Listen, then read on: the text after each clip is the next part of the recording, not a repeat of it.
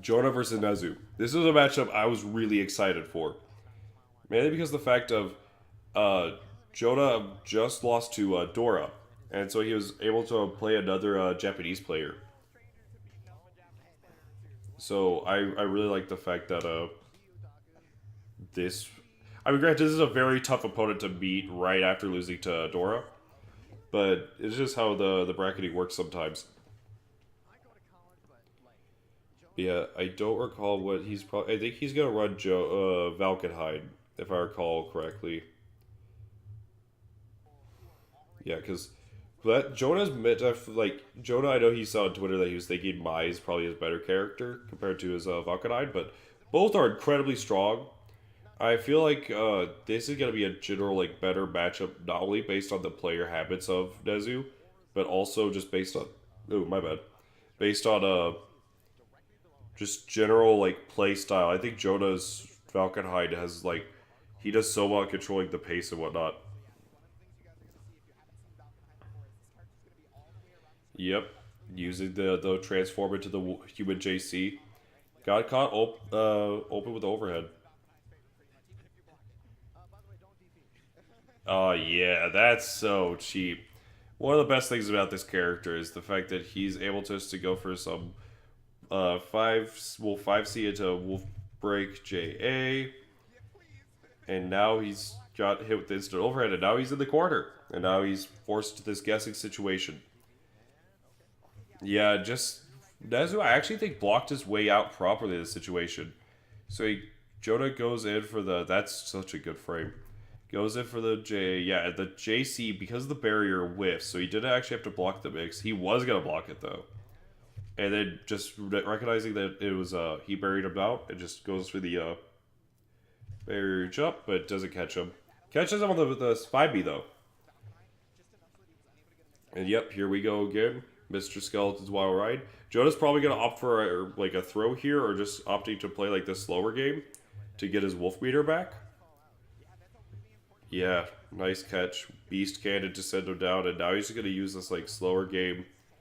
Kind of just alternate between going to using the human form, like carrying the momentum from the wolf form to the human form to get his game plan started.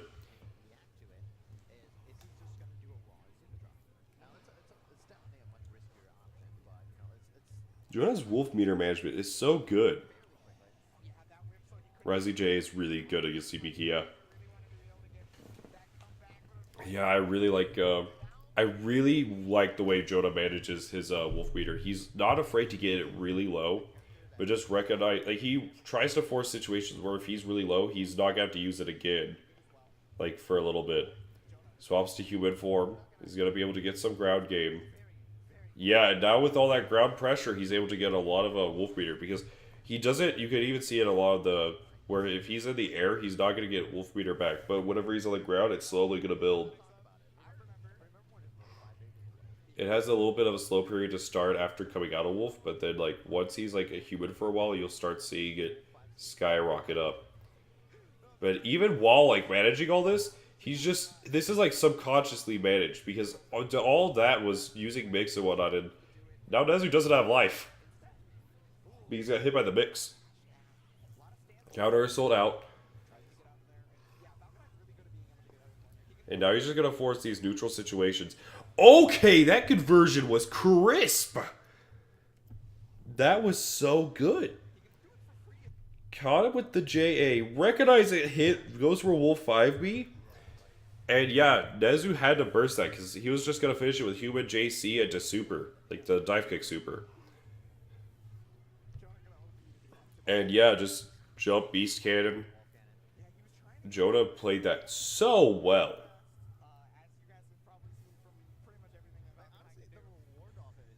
Such a solid play there.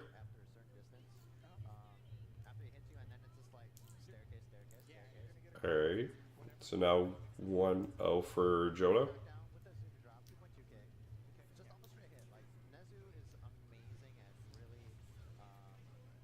Yeah. Early burst. I'm okay with the fact that Nezu early burst I think gives Jona reasonable a good reason to just early burst as well. So great stuff from him. Yeah, just gonna set up for the blue beat high low. Throw counter. He just threw him out, whatever option you tried going for. And yeah, gotta get this set up. Baits the DP, and this is gonna be huge. This should be, if Jona knows the optimal route, it should be about like, yeah. There we go. It's like 3.5, and then he goes for it.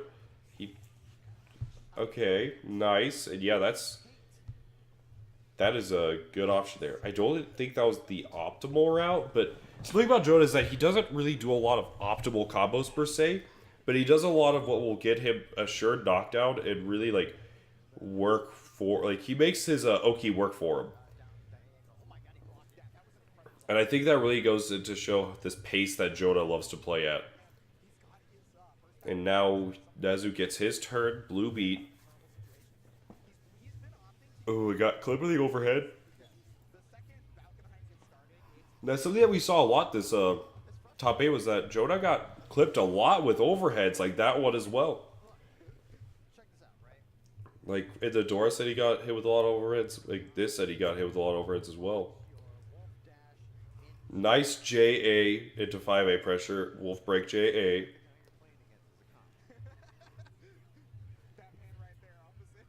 Now here we go. Beast Cannon. And there we go. Now he's going to get the traditional knockdown. Yeah, Wolf 5C that time. Just go strict with the low. And just use the opportunity to buffer the DP. Counter hit on the overhead at this time. Ooh, jump out as well. And yeah. That's what I was mentioning earlier with like his use of instant block DP is so good at times. Like 5A, 5B on instant block has a small gap. And he's able to DP the frame trap really easily. Goes for the cross up. Didn't really work out for him. Yep. Nice pickup as well. Really solid coming out from Jona. Doesn't have meter for super or anything, so he's just going to opt for the traditional Oki. Burst was used, so now next hit kills for Nezu, but at the same time, both players could die this, like, any next, like, hit, but... Oh, opted for the burst bait. Ooh! Yeah, that was a smart call from Nezu. Realizing that, the Azure drop situation, the moment after it connects, he's gonna RC it because that's the moment he can burst, right? Like, yeah. Or, yeah, he realized there, but actually, I'm kind of surprised. It looked like he was locked out burst. But, yeah. Tried to burst that, but it was a little bit out of range. Yeah, I think he probably messed up the spacing on where he wanted to super, and that is so cheap. Yep, RC into just Wolf, and you're gonna want to block the instant overhead, and then you get hit by the low. That should have been burst safe. Yeah, I think he messed up the spacing a little bit, and that's what really cost him. He would have had another game to work with, but that cost Nezu a lot. So Nezu goes out tied for 5th. All he had to do was RC super. He could have burst it. That's true. What health total was he at the time? I believe it was here. And that was after the clone hit. Yeah, he honestly should have just supered. If Nezu just went for the super there, that would have killed. So that's a big misplay from Nezu, but I'm sure he wanted to go for the burst bait. But he really should have gone for super. That's a little rough. Yeah. But still, Nezu tied for 5th, and Jona moves on to loser semis.